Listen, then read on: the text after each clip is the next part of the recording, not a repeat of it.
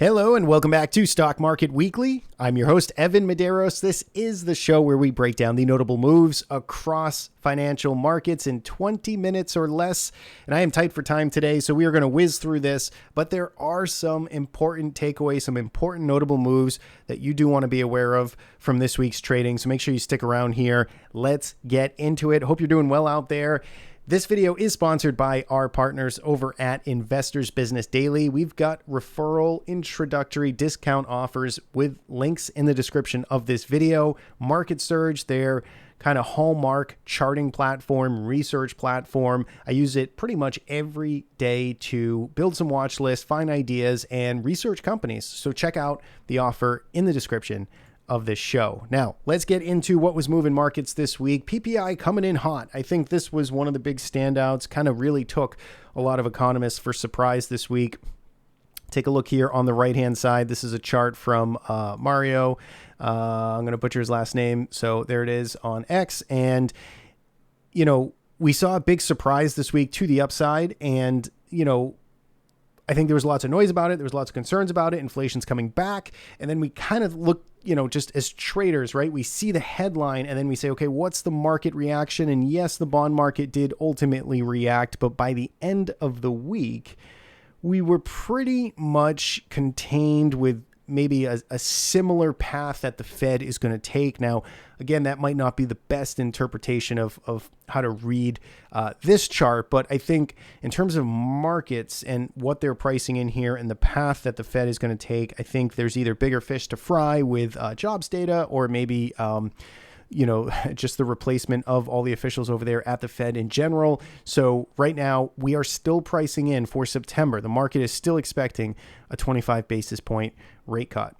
Second story of this week is got to be small caps. Take a look here. Small caps coming back to life this week, finally getting a little bit of a breakout. You know, they've been kind of grinding higher, very sleepy. We haven't really been talking about small caps too much over the summertime, but they are starting to now show some signs of life, some rotation this week. And that's going to be a little bit of a theme this week is rotation, because we did see some of those momentum stocks, some of the higher flyers, high beta, crypto, start to, you know, wobble a little bit this week. And it seems like money kind of rotated and found itself into some other spots that, quite frankly, are equally as risky, just kind of different placement, so to speak. So index performances this week, small caps, top of the list here, 3%. That's a big move to the upside. Dow Jones up almost 2%. And then SPY and Qs, basically, you know, a nice, you know, kind of spread here, nice even kind of hop between all these indices in terms of performance this week. If we take a look at the S&P 500, again, still here, you know, good rally to start the week, and then we kind of tapered off a little bit. Here's the 3-month view of the S&P 500. I mean, we're still going pretty much vertical here in this channel. Life is good. It's that summertime kind of levitation higher. You know, this was one of the themes from last week. Was basically to kind of stick with this market, right? We were concerned right here, right? We were concerned when we had that big bearish engulfing week. This was 2 weeks ago now, and we were looking for follow through. We were looking to see, you know, okay, if we start to correct, where was this market going to go to? But then last week's action, we, you know, kind of quickly pivoted back to, okay, you know, the damage is contained. There was no follow through. Let's be opportunistic here. Let's keep an open mind that this market may want to float higher. If we're above 620 was kind of the call out here. If we're staying above 620, we want to try and participate in this market. So far, seems to be paying off. Volatility index this week was mostly down here, maybe finding a little bit of a floor right around this 15 area, but still not too much concern out there. Dollar index is starting to persistently weaken though again. So you know, we had a good bounce coming into July, and now that's been fading. We're not quite back to the cycle lows yet, but we are still seeing more consistent weakness. 10-year Treasury yield still kind of bobbing around here. It did finish higher on the week, tried to sell off, and then it, you know, kind of check mark V-shape moved up into the end of the week. Generally speaking here, we're still kind of sandwiched between 4.5 and 4.2, so not too much to say about it. Healthcare is the bright spot this week, and that is much needed. There's a couple of catalysts for that. We'll talk about it a little bit later in this video, but up almost 5%. That's a pretty big move there. Communication services and discretionary also holding pretty strong. Utilities, staples, industrials, those are your top 3 losers this week. Now, we measure, map, and monitor the sectors here with our Smart Trend Filter indicator. It's available for TC2000 and TradingView users, measures price and volume, kind of spits out these nice color-coded dots, gives you that path of least resistance, kind of smooths out a trend-following approach. And you can see that we got 6 markets now in the bullish state. We started to see more of these kind of creep into the bullish side last week, and we're seeing breadth kind of, at least confirm or broaden out just a little bit here this week. 4 markets in the neutral state here. So you've got some choppy action in industrials, materials, energy, utilities, but still, utilities are still hanging in there pretty good. It's really real estate that is standing by itself right now. This is the only confirmed kind of bearish daily downtrend action. It looks like it's trying to kind of stabilize here. It looks like it wants to make a run up, but we'll see if that can actually happen. Now, 52-week highs and lows list. I think we had a very notable move here. This was, I believe, Tuesday, right, of this week, or is this Monday? This big spike up, though, in the number of stocks hitting 52-week highs, that's the highest we've seen in a long time. I'd have to go back and get a longer term view of this chart, but it's been a while since we've been up 200 plus. So that was nice to see. We want to, see more days like that. We want to see more participation to the upside with some of these, smaller mid cap companies. And maybe this is the first sign, the first kind of green shoots here that we're beginning to see it.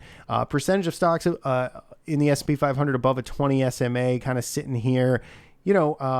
Rebounding a bit off these lows. It's been a little sleepy, lackluster. I mean, the big mega caps are back at it, kind of just, strong arming the market higher. So we're still mostly seeing that, but we're seeing some things get together. Put to call ratio is moving on up here. So that's kind of interesting. Remember, this is Thursday's data.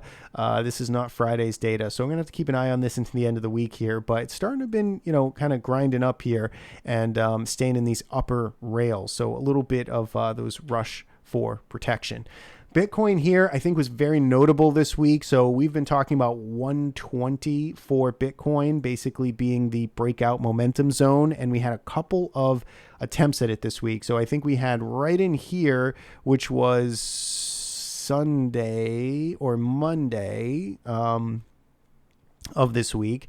And so you had this like kind of wick attempt that kind of failed. And then we had this another, big push up, briefly made all-time highs. And then we had this boom, this kind of rejection back below. So, the way I look at this right now for Bitcoin is this breakout was rejected. I still think 120, maybe 120.5, right, is kind of the big level you want to pay attention to for breakout, for momentum, for this trend to continue. As it stands right now, though, we're kind of still just now in chop mode again, consolidation mode, kind of waiting to see which way this market breaks. There were some headlines. I know Scott Bessent was out basically saying affirmatively that the government was not going to be buying Bitcoin. And then I think a few hours later, he kind of clarified or just, restated it, kind of saying, well, we're still looking for budget neutral ways to acquire Bitcoin. So some headlines kind of maybe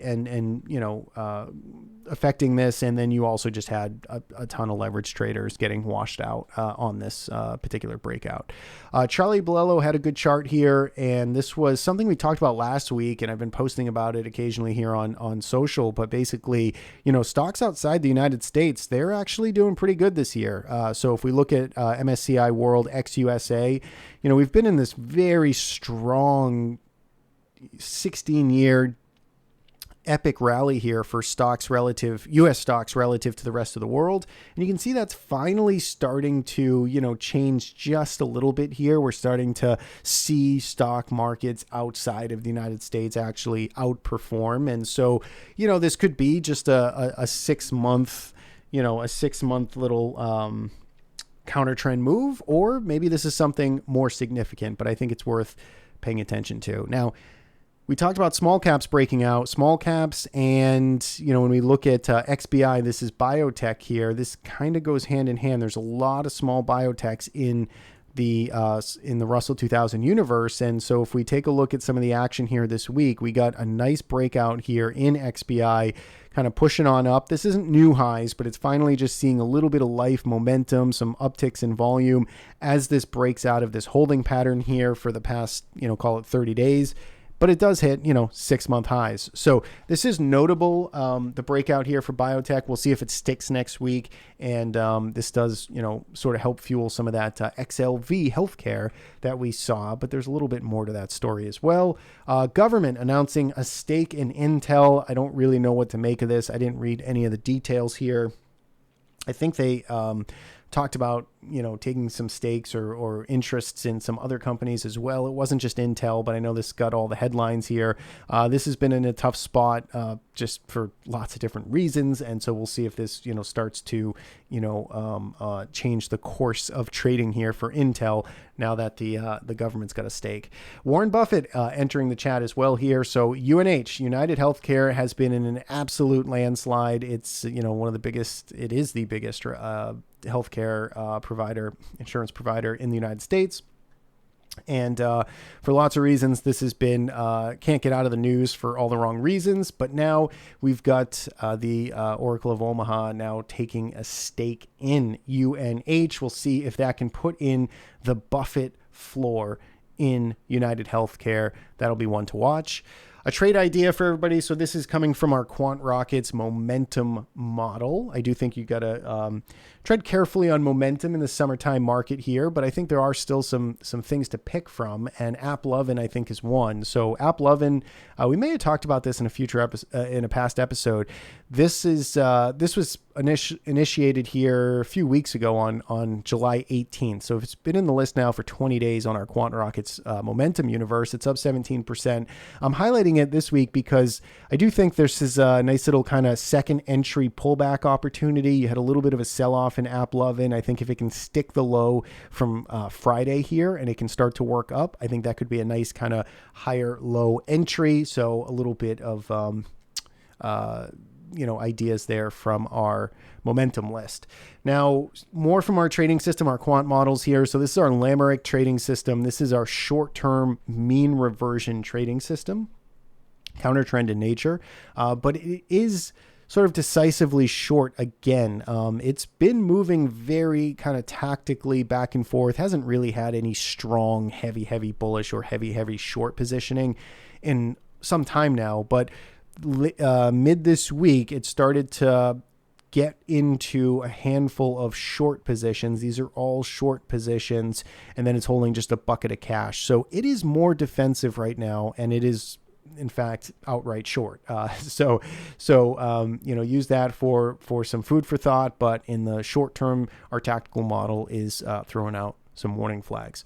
Now, thinking about next week and what's on deck here, we've got Jackson Hole, the economic outlook, the symposium that goes on every single year, is going to be next week, and Jerome Powell is set to speak. So that's going to be of market interest and maybe even speculation on his replacement or stepping down or his term kind of coming to a close.